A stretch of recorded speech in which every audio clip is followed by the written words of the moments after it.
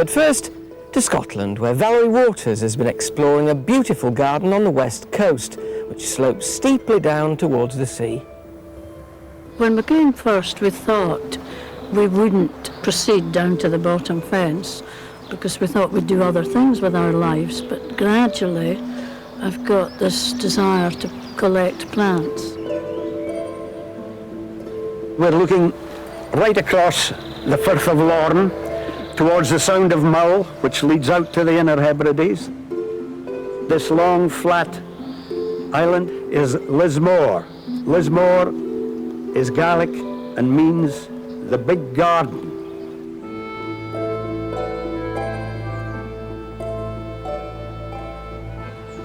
This is a wonderful garden, Maggie and Jock. Did you have much work to do when you moved in here 25 years ago? The garden was completely undeveloped. It was largely covered with gorse, bramble and brackens. We cut the gorse about 3 foot high, burnt the tops, and then levered the gorse roots out. The lovely thing about this garden, Maggie, is that you can fit so many plants in. The Prosanthera here.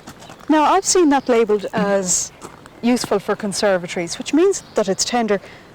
How did it overwinter here? I don't really know. I think it enjoyed the last summer. It was so hot and that made it flower better. And tell me, what was the winter like here? Well, it was -20 on the Coast Guard roof, which was very, very hard for Argyll. It went for the cordylines, but they nearly always regenerate from base, and they're doing that there. Yeah. It's great the way they do that, isn't it? Isn't it? Yes. It's not so severe when you actually cut them. No, and then you get more, of course, because they've got more shoots, if you want more.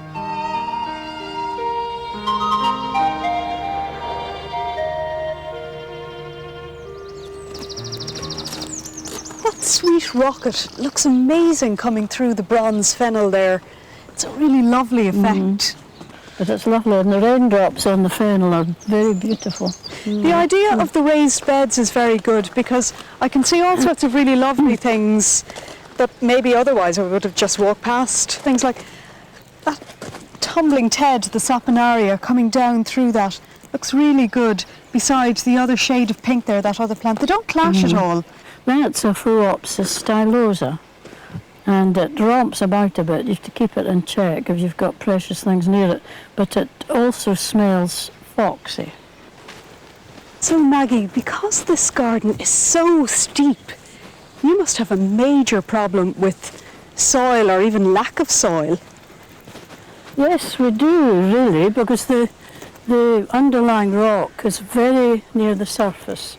And if we make a new bed, any soil that's on the top just comes shooting down with any rain that. So we've got to cover it with foliage or gravel or rocks just to stop this happening.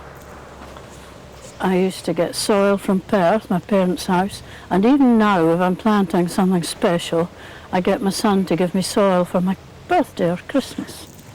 Better than jewels.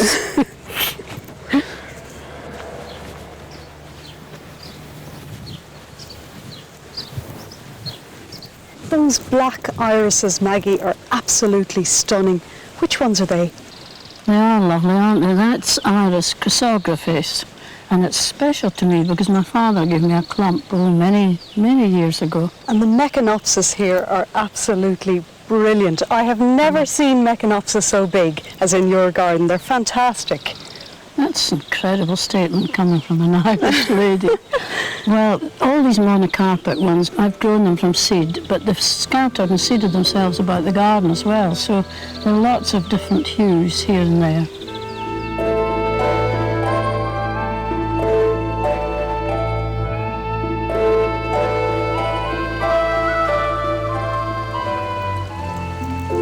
These Rogersias, Maggie, are doing very well beside the little stream, or burn, as you call it. Yes, we do. But you can call it stream. They like the humidity that comes from the stream, and they like the overhead shade. And then they get as big as this really rather nice specimen, Pinnata elegans this is. This is interesting. What is this? This is Pedophyllum emodii, and it's got lovely cup-shaped, simple pink, pale pink flowers, and these really exotic fruits later on that turn, they're sort of tomato-shaped, and they turn bright orange. I wonder, are they edible? Would you like me to send you one? It would probably kill me.